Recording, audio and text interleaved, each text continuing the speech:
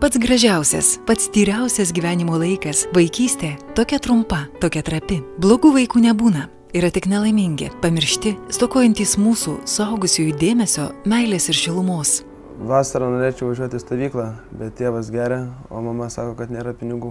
Visi vaikai verti vaikystės su juoku ir žaidimais. Padėkime jiems pasijusti svarbiais, reikalingais ir mylimais. Visi kartu mes galime sunkiau gyvenantiems vaikams padovanoti vasarą, kurią prisiminus jų veidelius nušviestų laimingo šypsenos. Šiandien mes visi kartu galime ištiesti pagalbos ranką ir apsaugoti vaikus nuo klystkelių. Tarptautinis žiniasklaidos holdingas Baltic Media Alliance organizuoja paramos akciją Padovanokime vaikams vasarą ir kviečia aukoti vaikų vasaros stovykloms. Aukoti galite atvykę į Caritas paramos centrą Vilniuje adresu Odminių gatvė 12 arba pervesdami pinigus į banko sąskaitą. Padovanoti vaikams vasarą taip pat galite skambindami arba siųsdami trumpasias žinutes 1416 auka 2 litai, 1417 auka 5 litai, 1418 auka 10 litų.